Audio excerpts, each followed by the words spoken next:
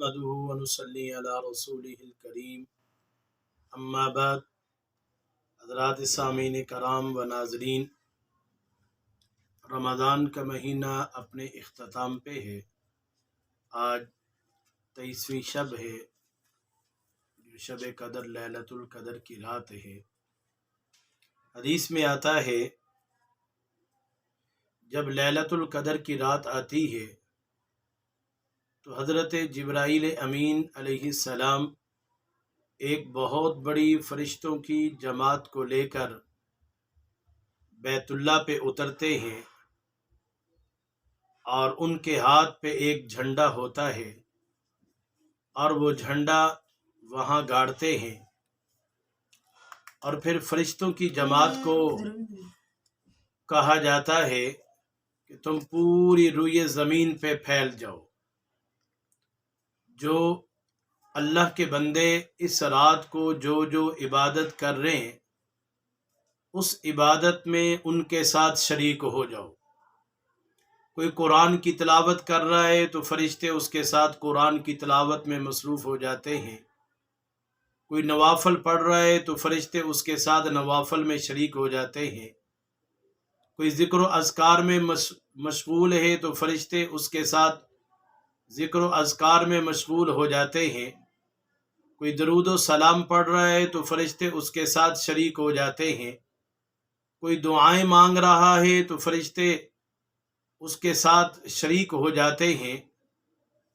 حتیٰ کہ جو بھی عبادت کر رہے ہیں ان کی عبادات میں فرشتے بھی شریک ہو جاتے ہیں، اور پھر اسی رات وہ سارے کے سارے فرشتے دوبارہ جبرائیل امین سید الملائکہ کے پاس حاضر ہوتے ہیں، اور پھر حضرت جبرائیل امین ان تمام فرشتوں کی جماعت کو لے کر اللہ کے حضور پیش ہوتے ہیں۔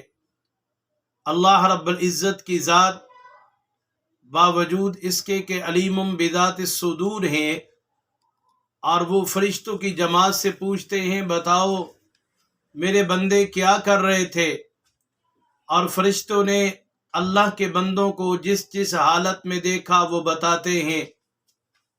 کوئی کہہ رہا ہے کہ وہ اللہ آپ کی عبادت میں مصروف تھے، ذکر و اذکار کر رہے تھے، قرآن کی تلاوت کر رہے تھے، دعائیں مانگ رہے تھے، درود پاک پڑھ رہے تھے، رو رو کے اپنے گناہوں کی معافی مانگ رہے تھے۔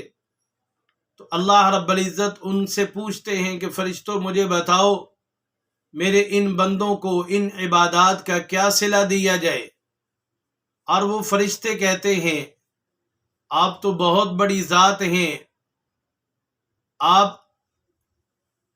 اللہ رب العزت ہیں، آپ اپنے شان کریمی سے ان کو جو بھی صلہ عطا فرمانا چاہیں تو آپ عطا کر سکتے ہیں۔ تو اللہ رب العزت پھر اعلان کرتے ہیں جو دعائیں مانگ رہا تھا میں نے ان کی دعاؤں کو قبول کر لیا، جو مغفرت مانگ رہا تھا میں نے اس کی مغفرت کر دی، جو حاجتیں پوری ہونے کی دعائیں مجھ سے مانگ رہا تھا میں نے اس کی دعاؤں کو قبول فرما لیا۔ فرمایا کہ ان کی دعاؤں کو قبول بھی کر لیا، ان کی مغفرت بھی کر دی، اور اللہ رب العزت ان کو جنت کا حقدار بنا دیں گے۔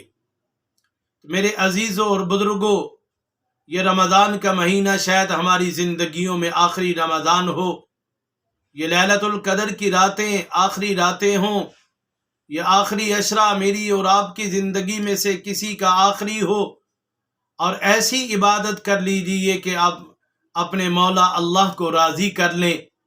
آج وقت ہے اللہ کو راضی کرنے کا۔ آئیے ہم سب مل کر اس لیلۃ القدر کی رات کو غنیمت سمجھتے ہوئے اللہ کے حضور خوب عبادت کرے، اللہ سے مانگیں اللہ رب العزت مجھے بھی اور آپ کو بھی عمل کی توفیق عطا فرمائے۔ آمین ثم آمین۔